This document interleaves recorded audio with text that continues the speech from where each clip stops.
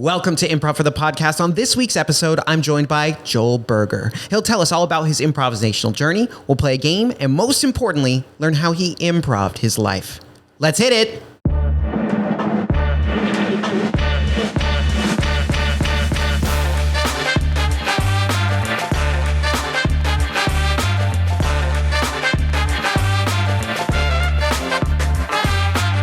Welcome to Improv for the Podcast. I'm your host, Michael Lee Evans, and tonight I'm joined by a sketch comedian employed in entertainment, the man with muscles, Joel Berger! There he is. He's waving to our studio audience. It is packed tonight. Look at the house, Joel. It's pretty crazy out there. I've never seen this many people in my life. Neither have I. It's it's a sold out show. The tickets were free, but we're sold out anyway. I mean, everybody likes free in LA. Everybody likes free in LA. That's absolutely true. How you doing this evening, Joel? I'm doing good. How about yourself? I'm doing pretty good. It's it's summer. I'm coming off a vacation right now, so get back into the groove of working and all these different things. So that's a little rough. Yeah, but thank you so much for coming on the show. We recently worked together in the sketch class here at IFTP. Joel wrote an excellent sketch about chess, LARP, combining so many fun things, the joys of Silver Lake, kombucha, people dressing up as chess pieces. It's really everything you'd want to see on stage, I think. And I think we'll talk about that sketch in a little bit. Oh, I was hoping we would. Okay, good. Because it was a lot of fun, and I just think about it every now and then. We're all standing up there slapping each other with our swords and things like that. It was a great time. But Joel, as we're getting started, can you tell me, how'd you find this old place?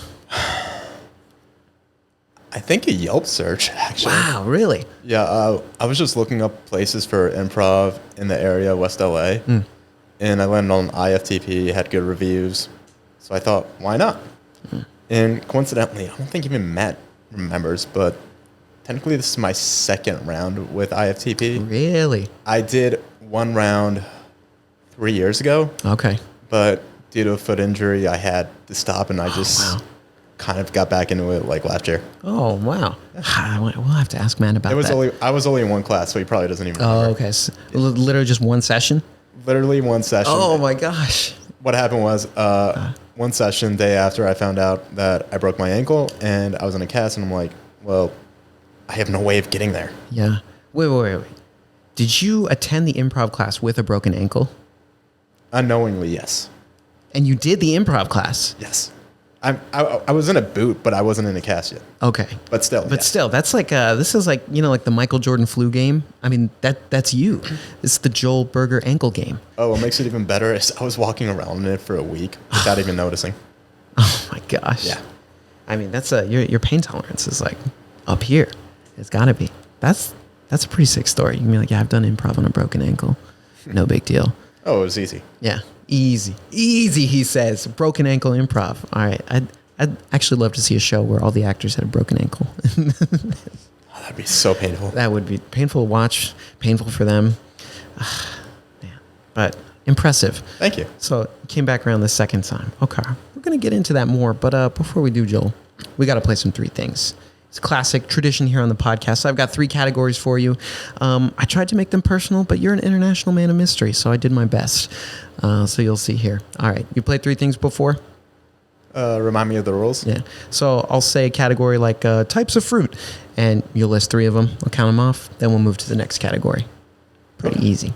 And I bet you got these categories. All right. Here we go. You ready? Let's do it. These are three things. Your first category, spices in the kitchen. Pepper. 1.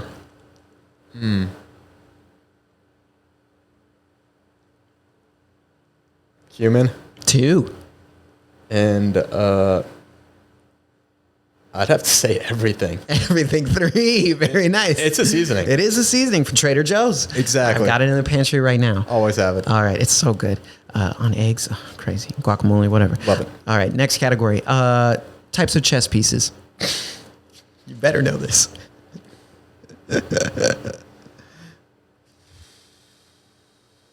Knight. 1. Queen and king. Queen and king. 2, 3. Very nice. With the back-to-back. All right. Last category. Things in Kansas. Farms. 1. And I'm not going to include what's on farms because that's a cheat code.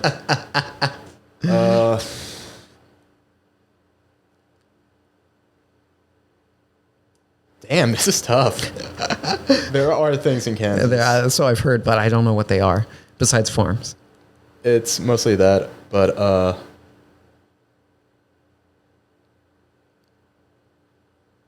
Suburbia. Suburbia too. Yes. Yeah.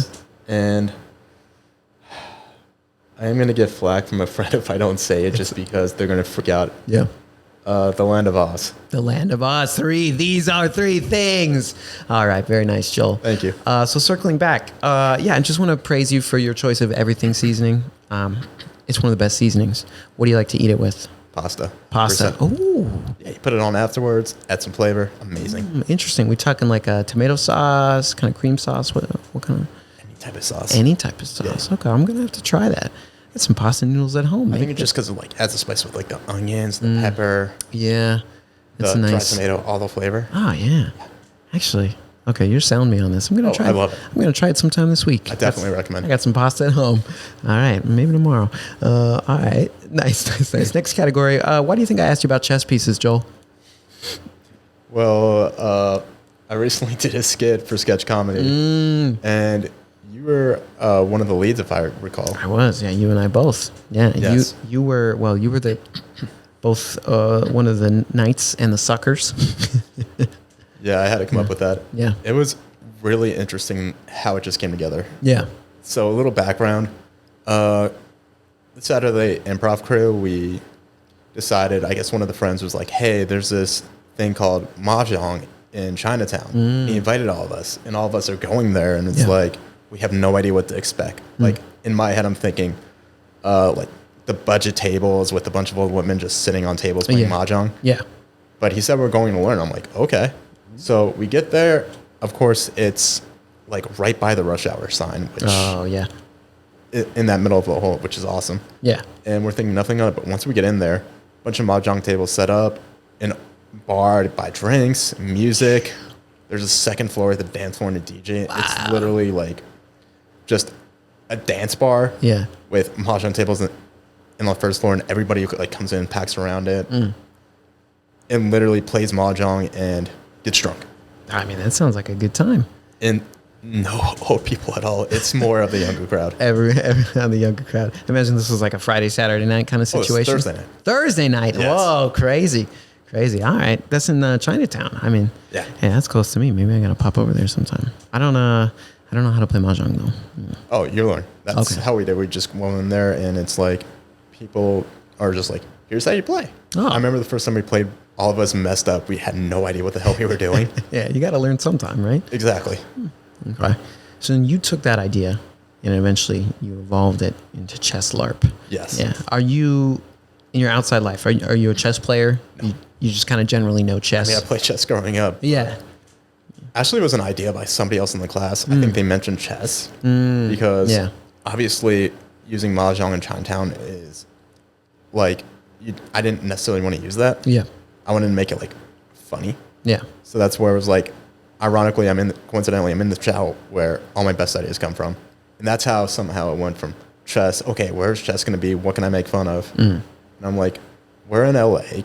Can I have a city where I can like make a joke of and everybody be okay with it? Yep. Silver Lake. Yeah. Exactly. It's one of the most fun to make fun of. Exactly. It just is. And literally, I got out of the shower, went on my phone, and just started like typing crap up. Yeah. Everything that came to my mind in the shower is like, okay, we're going to do mock chess. Everybody's coming. It's going to be the craziest thing. It's like the person doesn't expect it, but everyone else knows what's happening, which is exactly what happened with this Mahjong night. Yeah. But, and somehow it turned into, well, this person doesn't know and everybody else is in on it.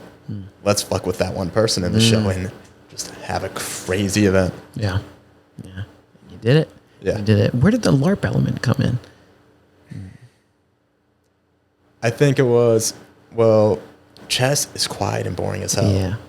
I didn't make this like just completely random, fun, and exciting. It's everybody has human chess. Let's do it. I have no idea how that came in my head. Like, I think my minds are just running. I'm just like, oh yeah, this is going to be crazy. I need people to act out. I can't have people sitting there. Otherwise the audience is going to be bored as fuck. Yeah.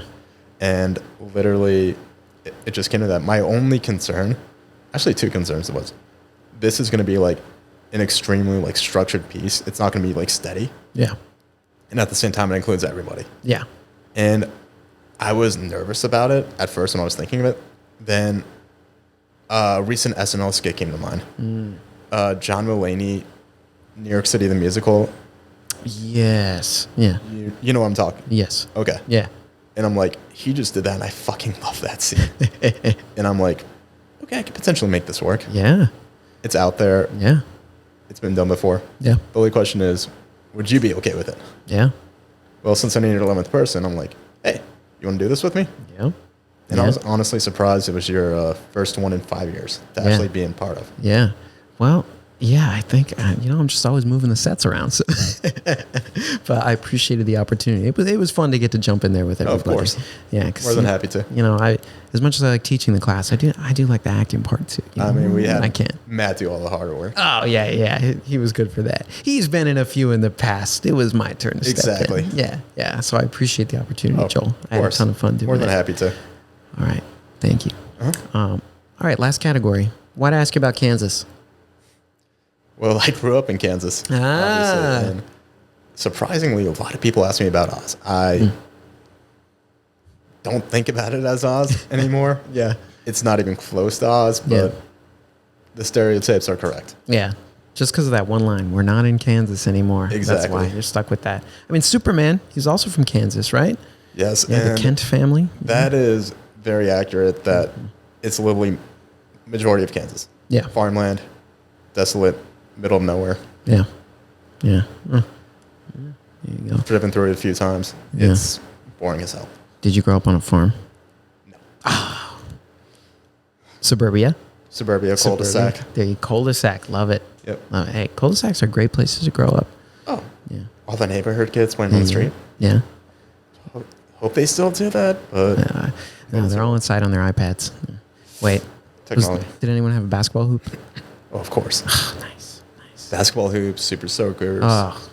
Those electric mini cars that were a huge thing back in the day. Yeah. Rollerblading. That's not around anymore. No, not so much. It's rare. It is. Very rare, actually. Yeah, you don't see it too often. I see like one adult on occasion. I'm like, yeah, and then they roll away. Yep. Yeah. What about Heelys? Was that ever a thing? Slightly. Okay. Never had them. I don't think I was allowed. Okay. They were pretty hardcore, so yeah. It was too extreme for most kids. I had a pair, I think, when I was 10. That was a good year. Then I don't know. I think I tried to wear them at school and I got in trouble.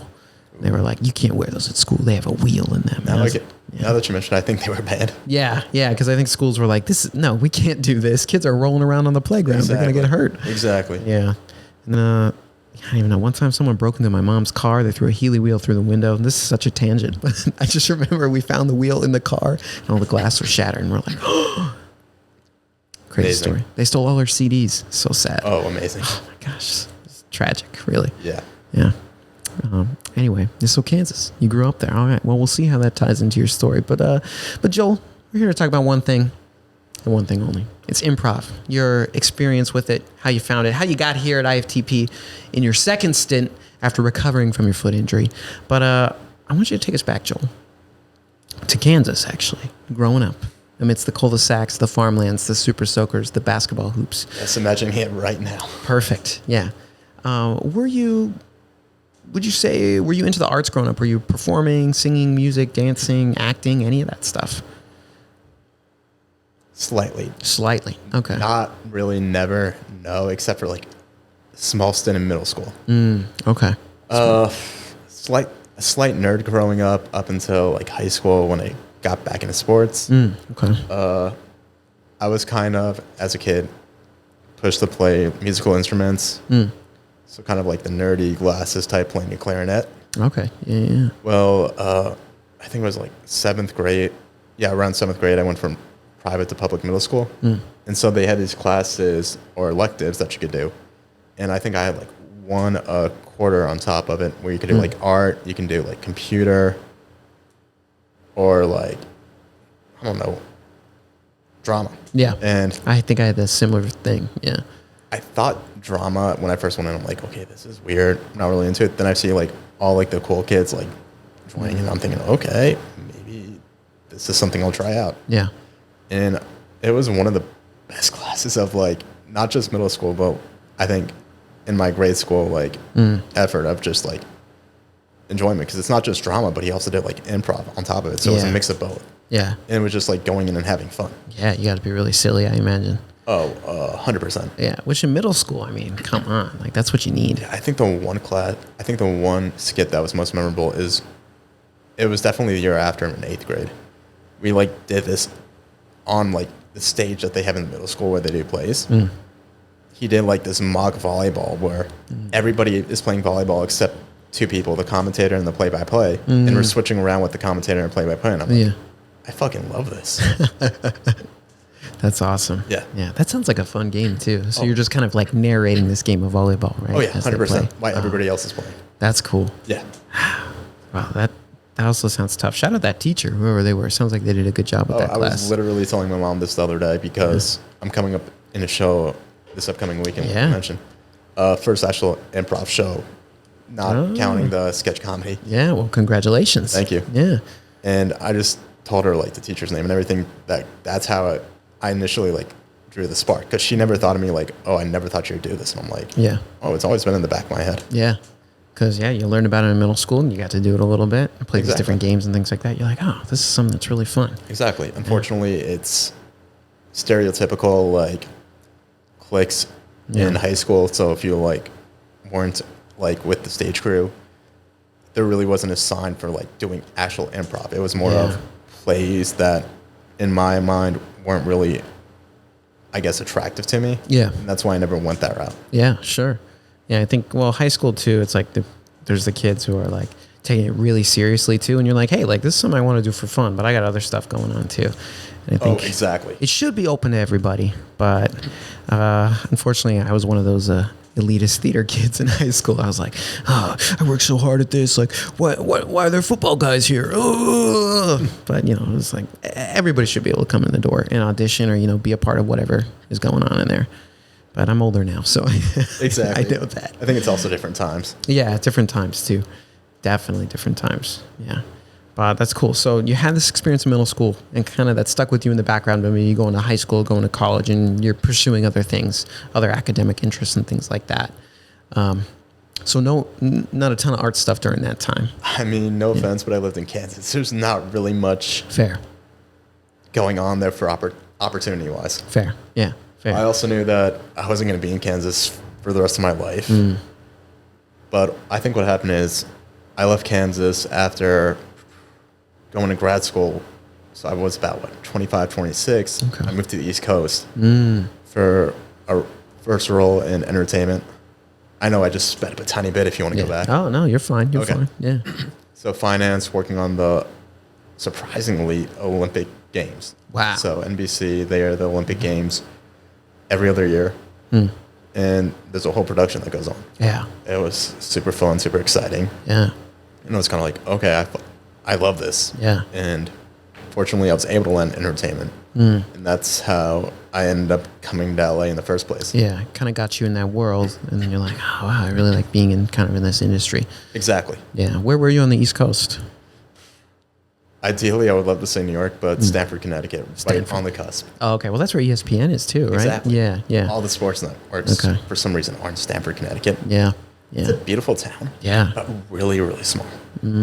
It's just like those businesses and like that's it. Yeah. I mean, it's kind of a college-esque town. Just because of like a lot of newer kids, if they can't afford New York, they go to Stamford, Connecticut. Yeah. But it's a little cheaper and you can take the train into the city, I'm sure. Yeah. Exactly. A lot of people did the reverse commute. Yeah. I think I've been somewhere like New Milford, Connecticut.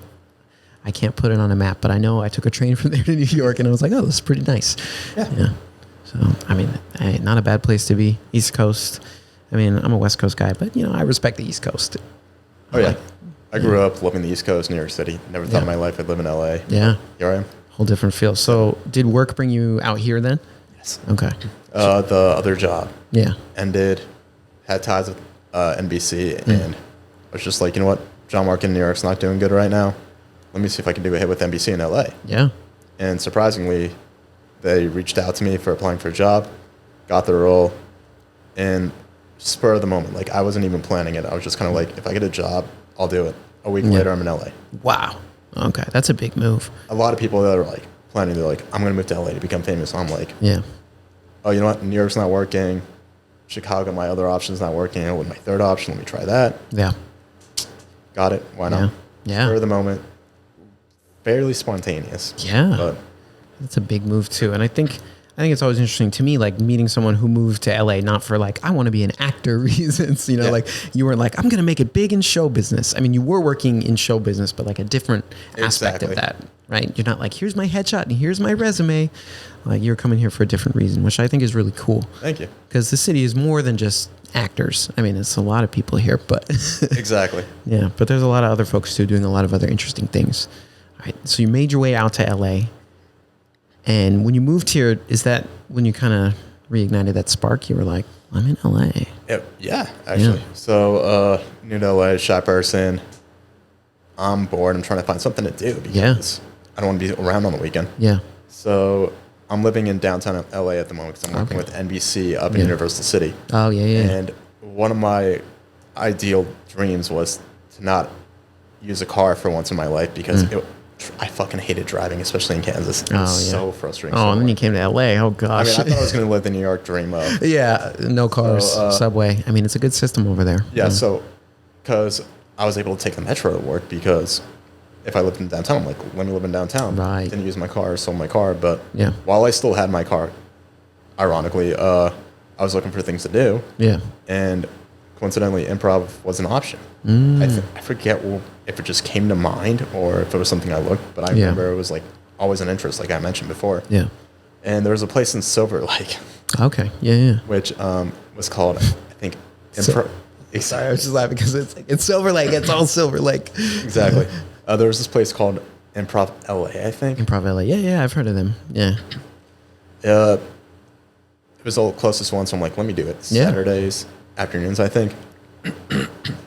It was okay. It was a group of people who I think maybe 10 to 12 people. And the instructor was definitely okay. Yeah. I was horrible at it. I think because if I notice like one or two cute girls, I always go like, oh, shit, I'm afraid to perform in front of them. Yeah. Yeah. Especially years ago. Yeah. That definitely happened. Yeah, when you're younger. But it was also not used to it, of the improving, just like thinking of my feet. It had been a while, yeah. Exactly. And half the class was him talking about the techniques and just like a bunch of notes. Yeah. And coming here now, I realize that's not the right way to do it.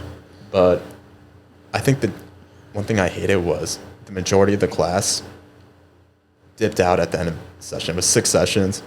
People came and go, but you could see it dwindling down week after week after week to where it was just kind of like, okay, we're done. See ya. It didn't feel like community based. It didn't feel like anyone was like interested in hanging out with each other. Yeah.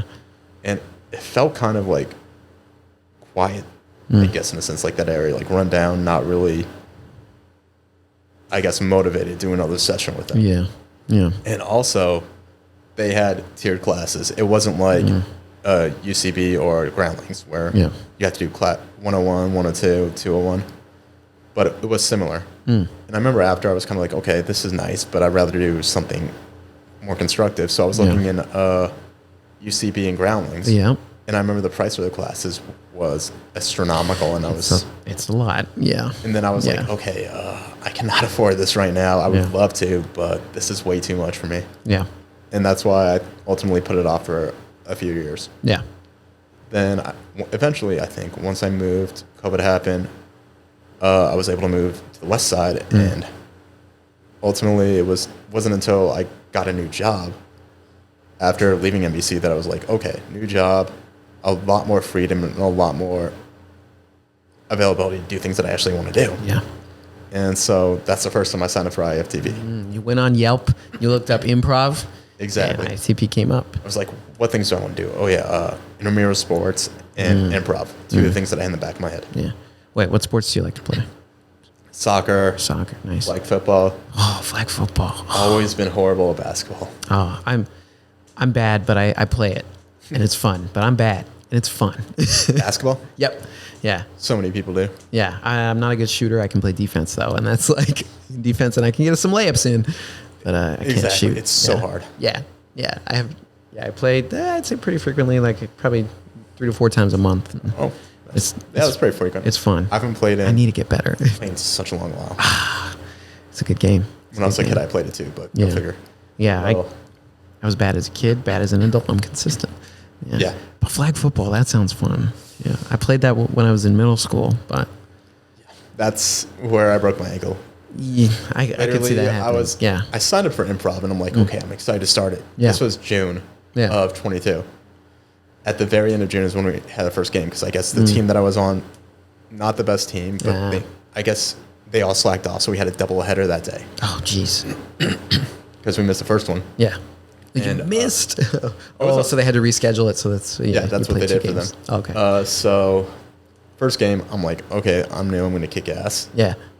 For some reason, I was overconfident, and I was like, okay, you know what? I can guard this guy who is 6 inches to a foot taller than me, and he's not going to get shit.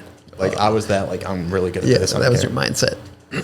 So, anyways. Lockdown defense. The guy passes him, like, an extra point or something after the touchdown. Yeah. And I land awkwardly and literally land on my right ankle, and it goes the wrong way. And I'm like, crap. I'm down for literally 2 minutes. Yeah. First game, I'm like, crap. Yeah. The rest of my team, they're fucking assholes. Nobody came to check me. They're just like, okay, we're going to go on. We don't care about this guy. Jeez. Yeah. I was in paper 2 minutes. I remember I got up, I shook it off. I played the second game. Oh, my gosh.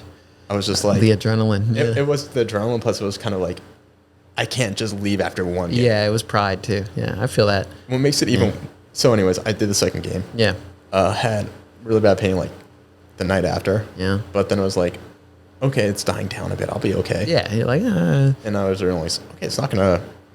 Then a week later, I literally just started my new job as well. So I'm kind of like looking at it every once in a while when I'm in meetings. I'm like, okay, this isn't right. Walking on it. And ultimately, I was like, maybe I should get this checked out. Yeah. But hey, you know what? I have a doctor's appointment anyways on Friday for my annual physical. Let me just wait until then. Yeah, sure. Yeah. I'm like, it's not bothering me too much. Yeah.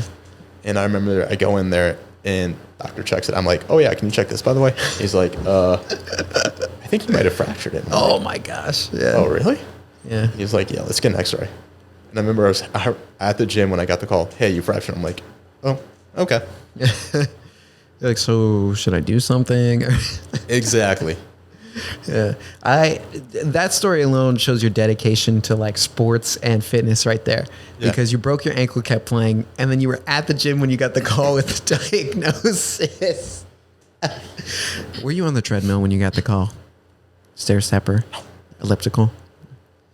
Doing dips. Oh, okay. I knew my ankle was fucked, but it was like, okay. But upper body's still good to go. No, you still use your lower body shit to like, that's true. But I was doing it like strategically. Yeah. Plus, I just literally got back in the gym on a consistent basis, and I wasn't going to quit. Yeah, you don't want to give it up. Yeah. Exactly. So, got the news, got set up with a foot doctor. Yeah, podiatrist. Right? I remember. And that's where I like get the MRI and everything, but that was week after and everything. And I remember it was like, okay, I come to improv, and I was kind of like acting all cool, being like, oh yeah, I have this broken splint, I'm a badass. I look back at it, I was cringe. It was with Ava. I remember. So Monday night class, yeah. It was Tuesday night. Tuesday night, okay. Yeah, she was doing it back then. I don't know. I'm embarrassed like thinking about it now of like how I said I was kind of like trying to like show off even though it was my first time. Playing it off, yeah. But after that first class, that's when I forgot, oh yeah, your ankle's broken. And yeah. Honestly, that's a mental hit because I'm a mobile person. Yeah. Shy, but I need to be around people to get my energy. Yeah. So being confined to home, not really being able to walk, which was a major thing, especially if I don't have a car at the time because I didn't need one. Yeah. Was a huge detriment. Jeez. Did you have to get surgery for that? No, or just cast? I had to wear a cast for what, 6 to 8 weeks? Yeah. I remember I got yelled at after the first week by the podiatrist because he said I'm walking around like, too much. I'm like, I'm a mobile person. It's You're hard. like, I gotta do something, man. I'm going crazy. Oh, jeez. I remember I'm insane though because, like I said, I just started working out at the gym. Yeah.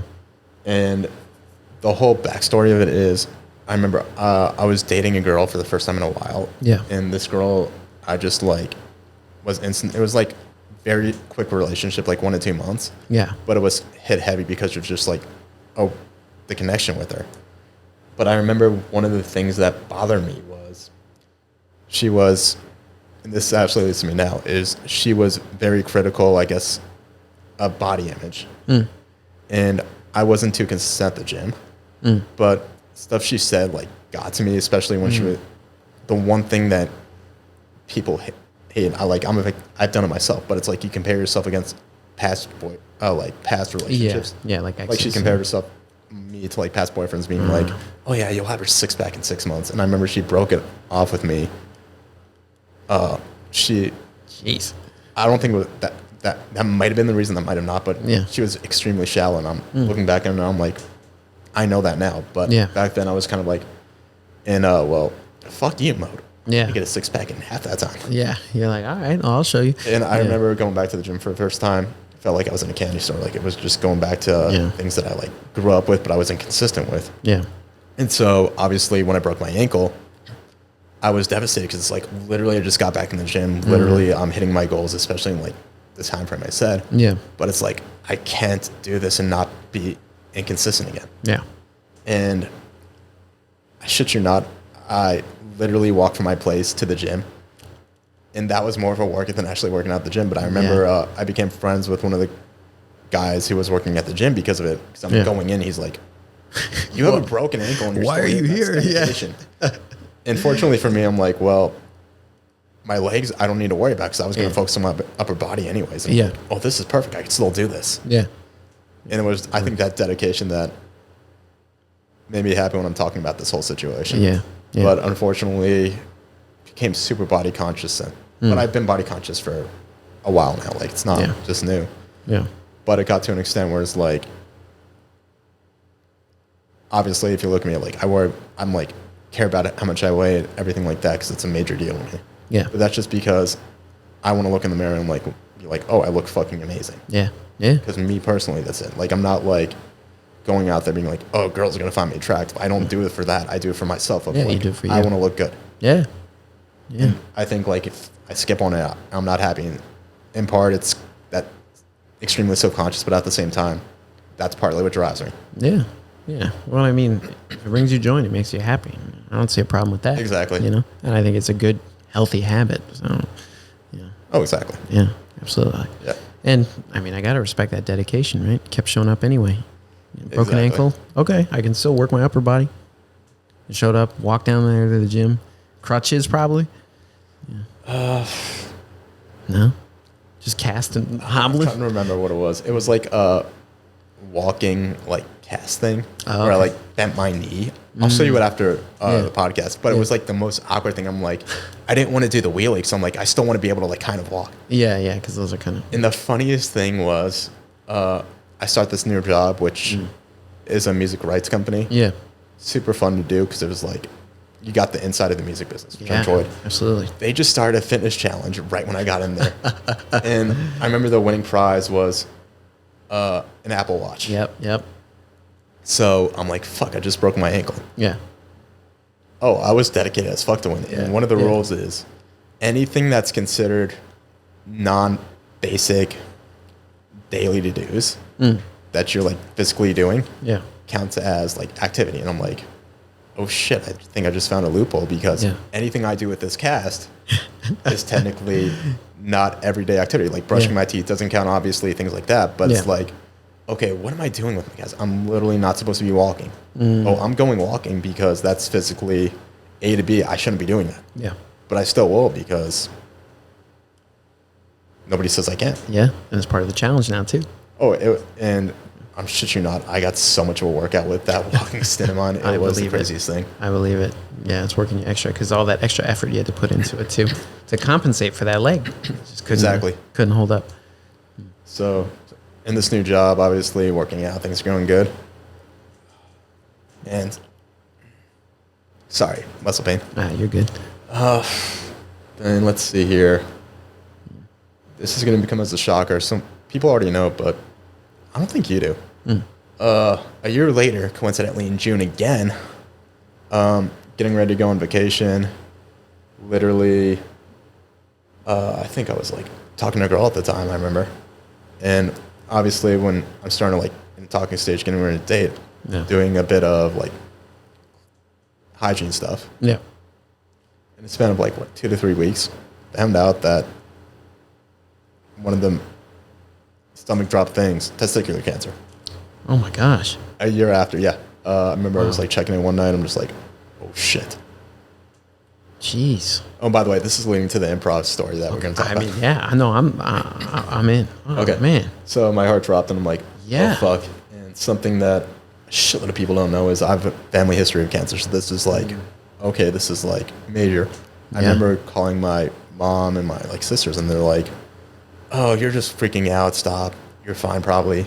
I'm like, oh no, I actually like feel like the biggest sign of this. Yeah. Immediately made a doctor's appointment the morning after. Yeah. Doctor's like, oh, I don't think this is cancer, but you know what? Just in case, we'll get you an ultrasound. Yeah. And I remember my manager was not happy with me because it was last minute. Yeah. But obviously when I told him, he's like, oh. Yeah. He's got the ultrasound came back, oh, this is probably cancer. Doctor's on the phone, like, surprised. He's like, yeah, so I guess it came back and you're likely going to have to get this removed. And I'm like, oh shit. Yeah, that's major. Exactly. And the shock and the initial awareness. You're young like that. Yeah. The shock, yeah.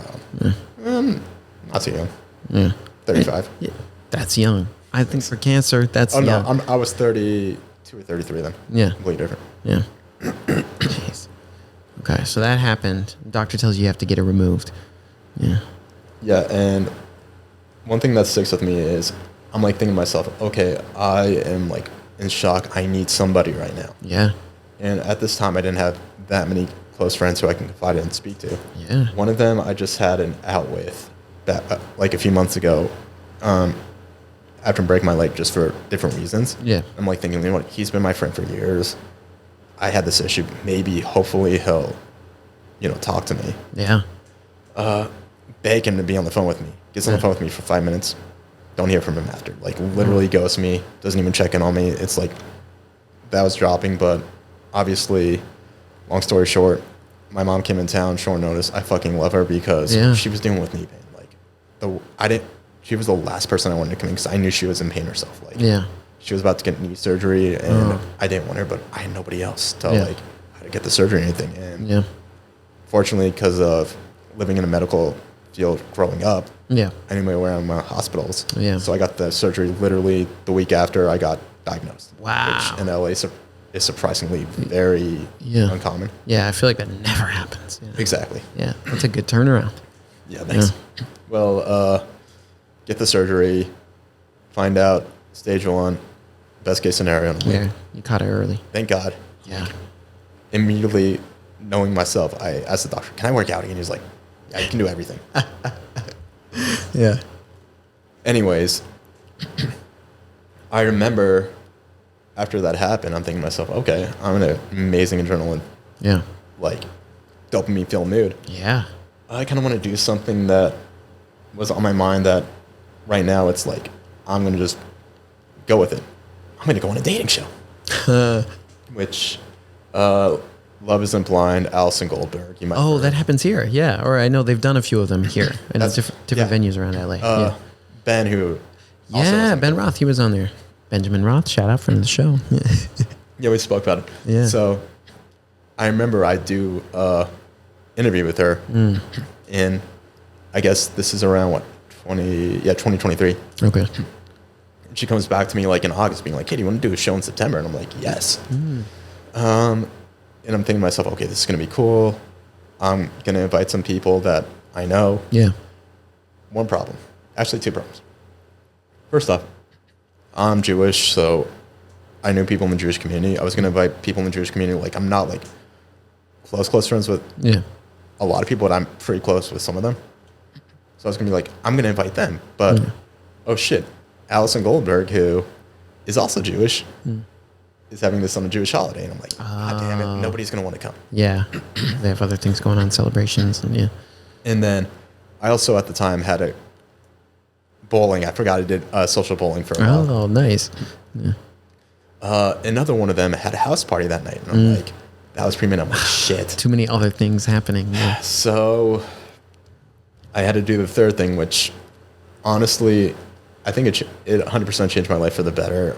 I met one of my best friends out of it, but ultimately happened is I'm going to go to the people I work with and ask them. The problem is I barely talk to any of them. Yeah.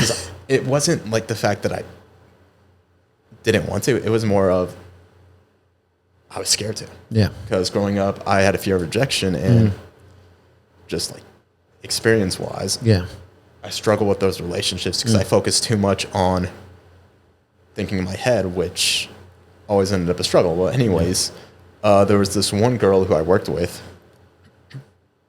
who was always coming off as super friendly. And for some reason, I felt super comfortable with her. Yeah.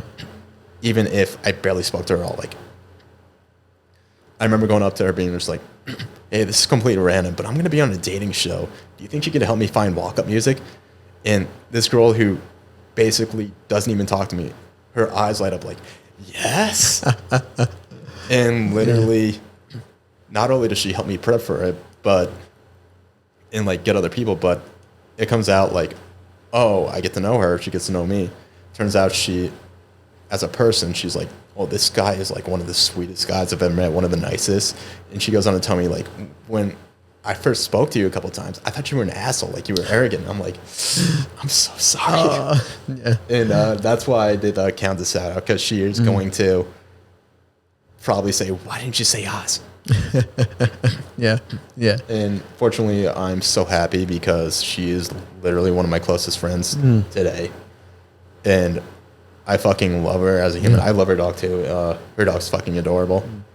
But that's one friend. That's one thing that I got out of it is this one person who I feel like I can rely on and speak to about a lot. Yeah, that's good. Yeah. And it all from just taking that leap of like, hey, like I know we're coworkers, which is scary. It's scary to talk to coworkers and invite them to things outside of work. It's platonic, but it's still like I wanted like at least that type of friend who I can rely on. Oh yeah, absolutely. Yeah. Shout out to any ladies. I'm single right now, so hit me up. Hit him up. Hit up Joel. Yeah. All right. So you do that dating show. Was that here at the Pico or was it another venue? That here at the Pico. Okay. So you're like, oh, I've been here before. Exactly. So ultimately did that, and not much else after. Just trying to like hang out with some people from work because they're very cool. Yeah. And I actually made some cool friendships out of there. That's awesome. Yeah. And then I think I was dating a girl again the year after. Yeah. And I remember we broke it off, I think, back in like right before the summertime. And I'm like thinking to myself, okay, now I'm like a little bit kind of like without people to hang out with. I've had a mix of like friendships come and go. Like the work people, it's one thing, but I'm not really like connecting with them as much as I would. Yeah. The bowling friends who I slightly mentioned, same situation. And I'm like, okay, I need to make more friends groups. Yeah. And ultimately what happened was, I guess that sparked my interest in improv. It's like, what can I do physically that I'm going to enjoy? Obviously, intramural sports and improv. Yep. And I think that's what got me back in improv is just trying to push myself to get out there, especially because I'm scared shitless. I struggle to make friend groups because I get in my head a lot about connecting with other people.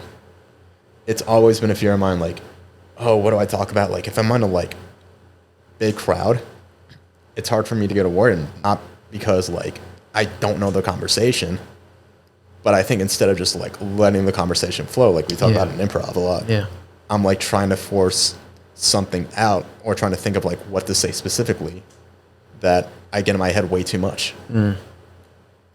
And coincidentally, it's like improv, it's stuck. A couple great people in improv that just like, I was like, okay, this is cool. And I think same people I was extremely nervous to hang out with the first time as well. Like, there's one guy who I've gotten really close with. I remember I got dinner one-on-one with him once. I shit you not because of my like hesitancy. Like he's one of my closest like friends right now because of it. But that's awesome. I was nervous as fuck because it's like, Yeah. okay, this guy is really charismatic, very outgoing, and I'm like, I'm nervous as fuck. I'm afraid to fuck this up because given my past history with friends. Yeah. But I think fortunately, like the improv, we just became like a good friend group where ultimately we have created a WhatsApp group where we're adding people all the time. Oh, that's great. If you heard, I'm not sure if you heard about it, but like Matt, still waiting for Matt to join. If you want to join it, feel free. But we ended up setting up like this WhatsApp group for Saturday Improv, everybody else too. And that's like where like we do hangouts and stuff with other people. Okay. It's like an IFTP social thread. Exactly. Yeah, that's cool. And I think also what helped is knowing that there are people like in improv that are in a similar situation as me, super shy and like afraid to talk to other, hang out with other people. Yeah. And you could just tell what their personality is like. They do improv in part because of that. Yeah. Like for me, that's like an added benefit. That wasn't something when I go into that I wanted.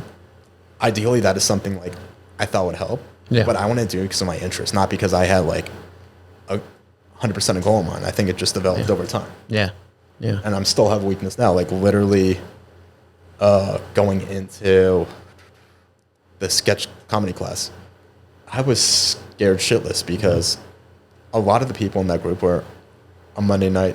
So like they all did it together. Yeah. Yeah. They all And knew I each remember other. I was standing up, giving the ideas. I was sweating because I'm like, I don't know all these people. I'm like nervous. I don't know what they're going to think. Yeah. I felt awkward because I'm standing up and these people I don't know, Yeah. which It's really intimidating. Scared. Yeah. Exactly. Intimidating. Scares Yeah. me. It's like with first impressions, if I'm with a group of people, I'm going to suck at it. But yeah, that's the one thing that like I love about improv. It puts me on the spot. It puts me in that thing. So obviously when I did the show, I was so nervous. Yeah. And you had to do 2 of them, 2 in one night. Yeah. I remember I had to take, I think what it's called is Ativan. I have it prescribed to me for anxiety just in case. I was about 5 o'clock or so. I remember you're sitting us down. I'm like so psyching myself out so much in my head. I'm like, okay, I feel like I'm about to vomit. I told you that like I was nervous. I remember. So I remember I had options of like what I wanted to do. I could either do like something that perk me up or I could take something to calm me down because I didn't know what to do. Yeah.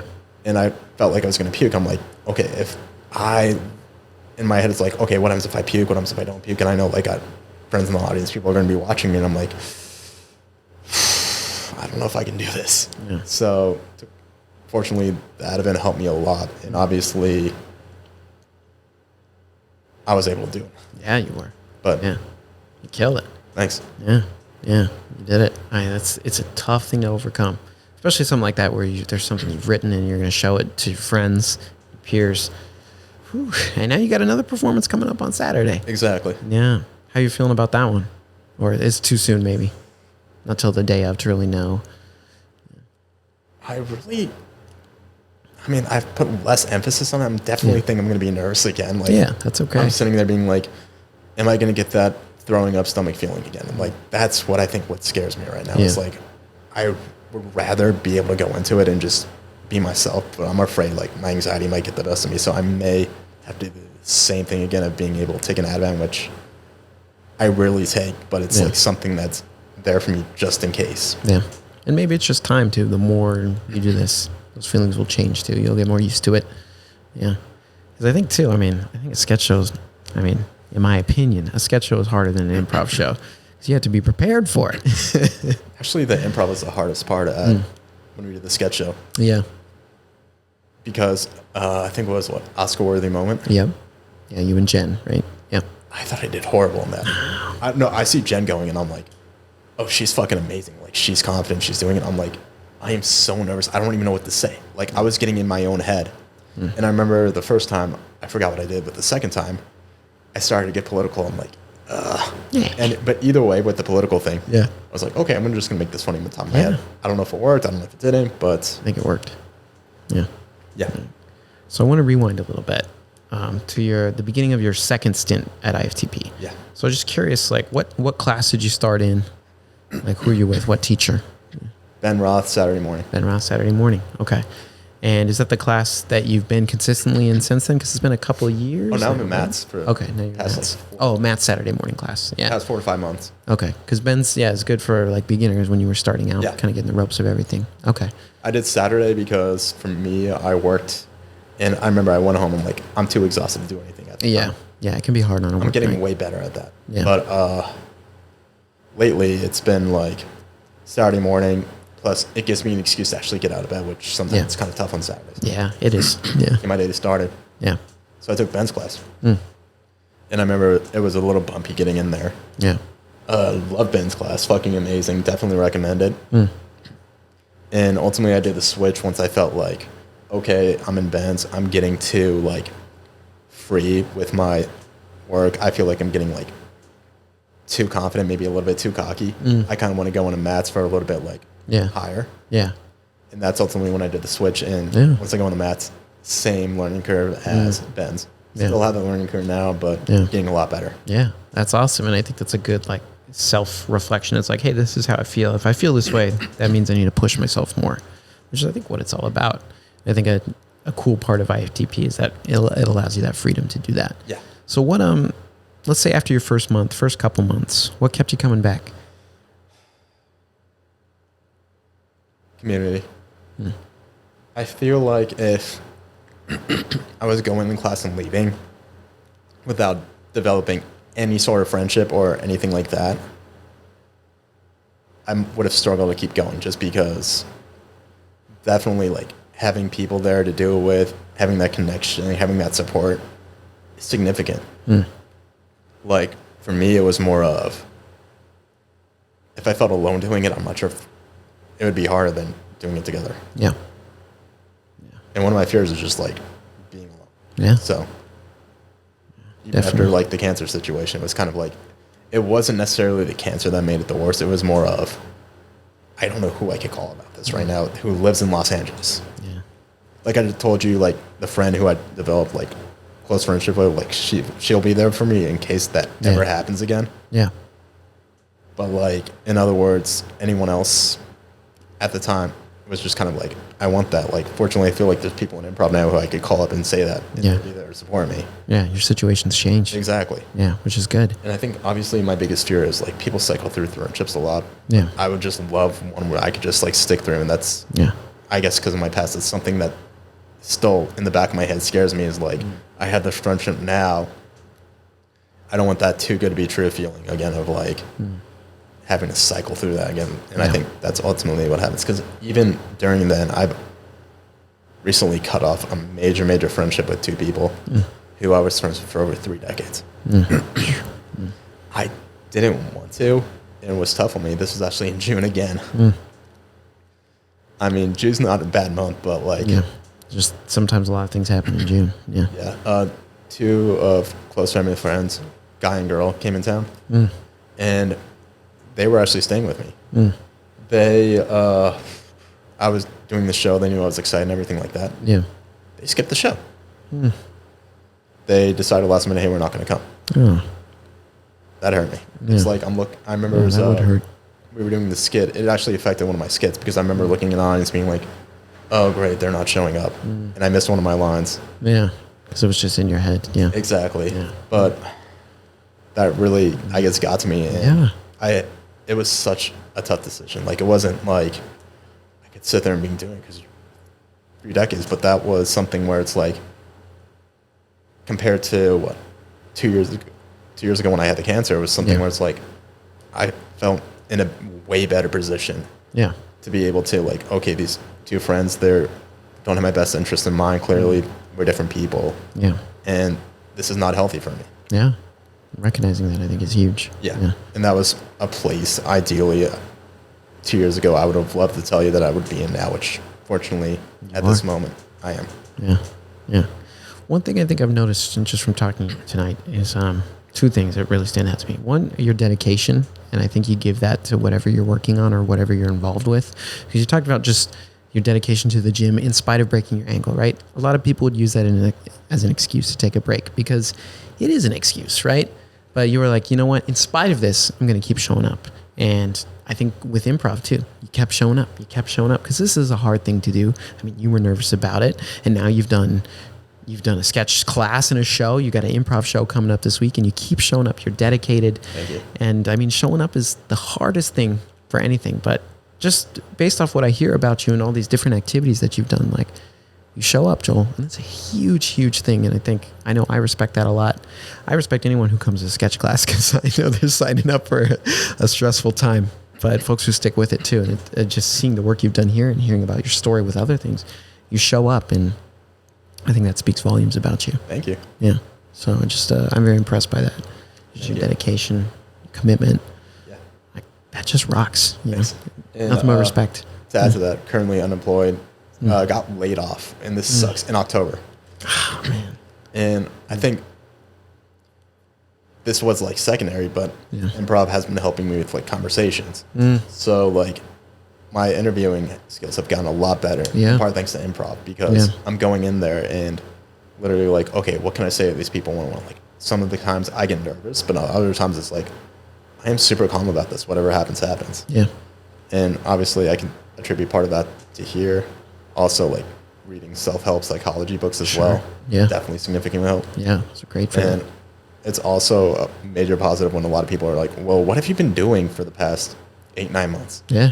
And I'm like, oh, one thing is I'm saying a lot of different soft skills. And then I'm like, oh, I've also been doing improv. Yeah. And everybody's reaction to it is extremely positive. They're just like, wow. And I like brought up on a show recently, and that seemed to go over really, really well with some interviewers who I spoke with. Yeah. Like, I guess that soft skill, a lot of people like don't realize, even like in LA, what's cliche, that it's significant. Yeah. I think it's got a lot of value. It does. It does. Even outside of like, oh, I'm trying to be in a commercial. No, in an office setting, I think in a corporate environment, it's got a lot of value too.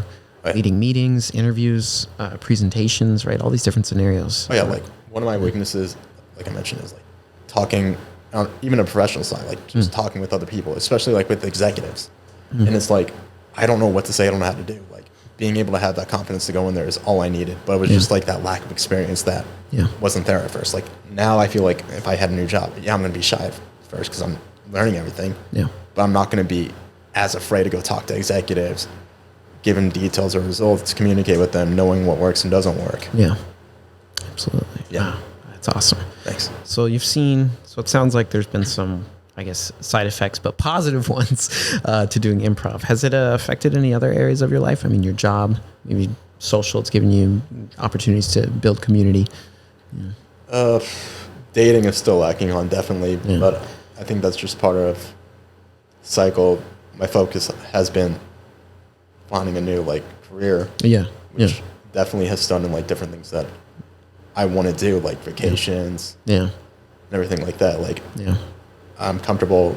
I guess like I'm at a point where it's like I'm back on the dating scene now. But if you asked me like a few months ago, I might have not given you a straight answer on that, just because I was still trying to find my footing in terms of like the confidence and all that situation. Yeah. Lately though, I think it's summertime. I've been looking into like just getting more active. Because like I just said, the improv stuff is a major key point, but it's also like finding more things to do on the weekdays, just because I'm in that point where it's like I want to be able to get out more. I want to be able to do stuff. Yeah, it's good to stay busy. Exactly. Yeah. Yeah. I feel that.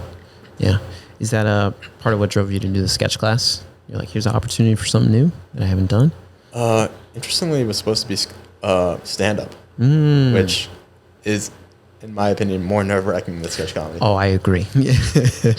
And Matt came to me and was like, we're pushing back the stand-up. Do you want to do sketch comedy? And I'm like, since I already paid for it, I'm just like, sure. Yeah. Sure, let's do it. Yeah. See, you're showing up.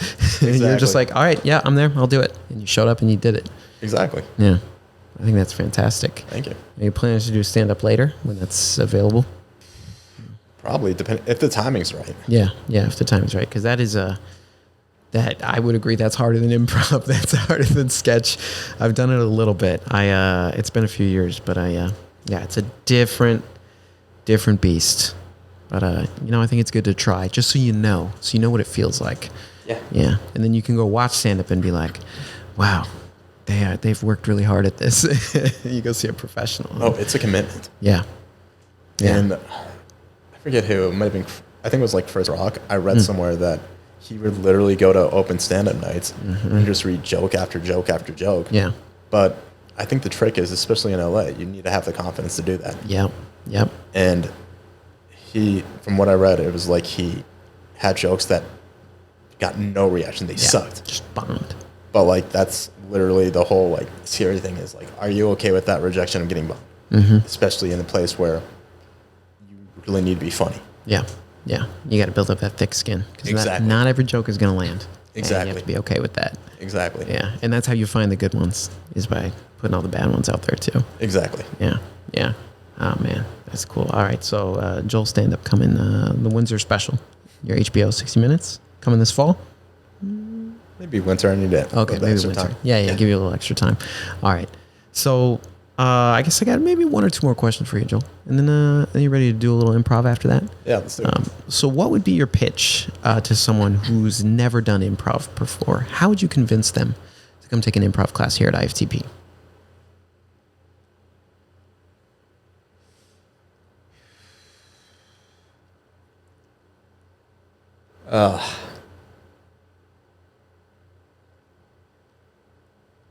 That is tough. 'Cause I literally had someone who I invited to improv once. They enjoyed it like hell. They didn't do it again, but it was more of, they thought it was a completely different thing of like, kind of like sketch comedy of like portraying like characters. Yeah. Of like actual fictitious characters who a lot of people know. It was got it. completely different like expectation of them. Yeah, yeah. But they still showed up and tried it, right? Yeah. So you got them in the door. I think for me, it is, if you have any intrusive thoughts that you just want to get out, as long as they're like, as long as they're like to a certain level, of course, like, but like if you have like any goofy, strange, weird, intrusive thoughts, and you want to be just able to like go crazy, Yeah. and just pretend that you're like able to just like release that energy, I would recommend improv, like, Yeah. just because you're able to like talk, you're able to like just think and just be as goofy as you want. Yeah. And if you're with Matt, a little grotesque, but But that's why we're here, right? Exactly. Yeah. It's all these adults coming just to have that opportunity that you can't get anywhere else. Yeah, you really can't. Not at your job. You know? you just want to go somewhere and just like not think and literally just enjoy. I would say do that. Yeah, this is the place to go. Exactly. Yeah, I agree. I think that's a good pitch. Yeah, I'd sign up, but I'm already here. So Yeah, of course. All right, my last question for you, and I think maybe you already answered this, but looking ahead, right? It's July, so we're now halfway through 2025. So you've already been doing improv for a little bit. You got your first improv show this weekend. You already did sketch comedy. You wrote a sketch and performed it. We mentioned stand-up, but are there any other, let's say, creative pursuits that you're kind of looking into for the rest of this year? Anything you want to try, push yourself to do? More shows. More shows, yeah. The problem is it's tough to think. I think entertainment-wise, like, do I want to like go into acting or anything like that? Like, Yeah. I've always thought about it. Like, that's really cool. I might actually sign up for like the acting classes. Yeah, you're in the right place. Yeah. But it's the risk of not doing it more as an interest and not as a career. Because I think the problem is like a lot of people go into those and they always, not many of them like are successful. Yeah, it's a But tough I think field. a lot of them, because they want to make it, they fail to like make it into like a hobby or something enjoyable. Yeah. Yeah. And that's where it's like, if something happened where it's like, oh, I have an opportunity to do something significant, I would honestly love to do that. Yeah. But that's more of the case of having the right like classes, teachings, Yeah. and the right opportunity, because I don't want to risk my professional career and for like anything on the entertainment side, especially if I'm able to intertwine them. I'd rather do that than put full focus, because I still have like career aspirations. Yeah. Yeah. Absolutely. Professionally, like being able to like run a company is something that's Yeah. always going to be like an interest of mine, or like have a strategic impact on like major companies. But obviously that's down the line, but that's kind of like one of the reasons why that's an interest of mine. So that's like kind of what the mix is. So it's like, if this happens, that would be awesome, but I'm not going to like put like all effort into it, Yeah. in a sense. Yeah. But it's something that I would love to work on, like acting. Yeah, sure. I think it's a natural, I think, extension of what you're already doing right now. You're like, hey, I've done improv. How do I turn this into acting? Exactly. Yeah. And maybe that's, you just take a class or two and you get to experience it and say, hey, this was really cool. glad I got to learn it. Exactly. Yeah, but I like that approach. Yeah, because you have a career, and you're going to continue to work on that and pursue that. But there's all this other great stuff you're doing on the side too. Exactly. And you can have both. Yeah. Yeah. Definitely can. Yeah. All right. You ready to do a little improv? Yeah. Yeah. Excellent. Okay, so we're going to play one improv game. And I know the constraints are a little weird because it's a podcast, right? So unfortunately, we can't get up because we're tied to these microphones. Sounds good. But how this game works, you might have played one like it before. It's just called Coming Home. And how this game is going to work, you're going to be coming home from somewhere. We don't know what that is. And I'm at home, whatever that location is, and I've been waiting for you. And to help us out, give us a relationship, we are brothers. All right, so you're coming home from somewhere. We're brothers. That's all we know. And we'll find out the rest. I'll black us out when we're done. Any questions? You got it. Just trying to think of what I'm going to do. Yeah, we'll find out. All right. Lights up. Oh, finally. David, open the fucking door. Nope. I lost my key. I know you did because it's in my hand. Left it in the couch cushions. Yep. James. I don't know how many times I have to tell you, before you walk out the door, you got to do the pat down. I did the pat down. I'm sorry, I'm really having trouble believing you because I have your house key right here, man. Okay, I did the pat down. I had my wallet. I had my phone. I had my sunglasses. You had your flashlight. I had my flashlight. You had your mini Tabasco sauce. I have a mini Tabasco sauce. Okay, good. I also had my spear. Yep, as you should every day, no matter Always. where you go. Always. Yep, nowhere is safe. And I did have my key. On the contrary, Listen, my key is blue, and I had a blue key in my pocket. this What? key is green. Oh, shit. Is that Sandra's key? Fucking A. All right, hang on. Let me let you in. Thank you. Wait, so if this is Sandra's key, where's your key? That's a long story. So, remember how I told you I was going to Abby's house? Yeah.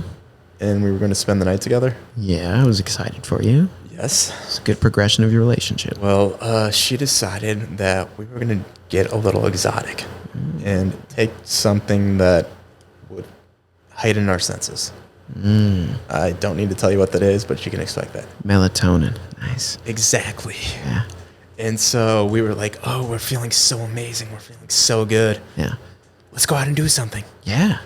We decided to go bungee jumping in the middle of the night. Like, I love that. I mean, there's you found a place that was open. yeah, there's this like one excursion. I don't know where it is in Silver Lake. Let's just say that. Oh, yeah. That makes sense. Of course. No more questions. Of course. And we're just like, you know what? I always wanted to go bungee jumping. Fuck it. Yeah, absolutely. It's a fun experience. Yeah. And so we get there, and literally they put us on the harness and everything like that. And I decide, okay, I'm going to go knee deep. I unfortunately gave him everything, but I guess I forgot my key. So I fall down. I'm like, oh, this is fucking amazing. And I pass out. Melatonin got to me right then and there. Yep, you fell asleep. Right before I hit the ground. I've been there, dude. I remember I woke up. Abby woke me up and the instructor and just like, Yeah. are you okay? And I'm like, yeah, I'm good. How did I do? And they're like, oh, you passed the fuck out. I'm like, oh, God fucking damn it. You were just limp. And I guess ultimately I look in my pocket and I'm like, oh, where's my fucking key? So you did the pat after you woke up. Yes. That's good. Thank you for doing what I taught you. And of course, because we're bungee jumping off a bridge, Yeah. I don't know where the fucking key went. Okay. I did a bit of scuba diving. Not scuba diving, snorkeling. Yeah, it's in the, because you were over the LA River, I imagine. I know it smelled like raw sewage. I apologize. Yeah, it's okay. And for some reason, I couldn't fucking find the key. I did find this, though. Whoa. You have any idea what this is?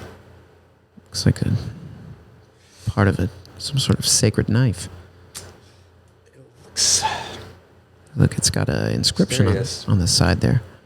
What's that say? He who holds this knife can access opportunities beyond his wildest dreams. Wow. Didn't you say you wanted to become a clown? Yeah, all my life. No. Try it. You're serious? Yes. I haven't said anything. Okay. But I just want to say before I take this, I was mad at you about the key. I'm no longer mad at you about the key because this knife is sick. you know what? Fuck that key. Sandra can get another one. Yeah, you can have hers. I'll go meet her tonight. Okay. Well, I guess I'll...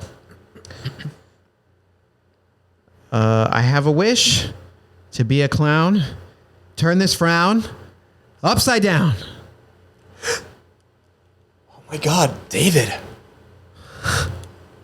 What's that on your nose? James. Your shoes. It's got to be at least size 16. Even My bigger. gosh. Oh, shit. Do not look in the mirror. Don't look in the mirror. Don't. Blackout! We'll never know. Love it. That was... I love that. I'm so sorry about your key, though. Isn't that... You had to swim in the LA River. That's, Oh, it was fun. How are you alive? I didn't have to breathe in the water. I guess that's true. Yeah, but still, it was on your skin. There's no way that's good. Doubt it. There's a lot of stuff in there. There is. There's a lot of stuff.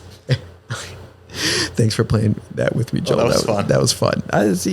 It just gives you a good setup. Someone's coming home, and you figure it out from there. That's all you really need. And then we got a fun improv scene out of that. Thank you. All right. Before we conclude tonight's episode, Joel, any last words you want to leave us with? This was fucking fun. I was nervous to do so. First, I was like, how am I going to spend 45 minutes to an hour plus talking my ass off? And every single time this happens one-on-one with somebody, I never shut up. That's always a good sign. Yeah. Always a good sign. But same thought every single time, and I think it's a good omen. It's like, I don't know how I'm going to do this. Then all of a sudden, hour, 2 hours later, great conversation, speaking to that person again. Yeah. Yeah. You did it. Thank you. Time flew. It did. Yeah. 100%. Yeah. Well, thank you so much for coming on the show, Joe. Thank you for inviting me. All right. Absolutely. My pleasure. Thank you so much to Joel Berger for coming on this week's episode of Improv for the Podcast. As always, you can find us streaming anywhere you listen to podcasts. And thank you so much for listening to this episode. We'll see you next time. Improv for the Podcast was created by Matt Moore and Michael Lee Evans. Edited and produced by Michael Lee Evans. And finally, presented by Improv for the People. Interested in more IFTP? You can visit us at improvforthepeople.com or on our socials, such as Instagram, TikTok, Twitter, and YouTube. Remember, new episodes are released weekly. Thank you for listening. We'll see you next time.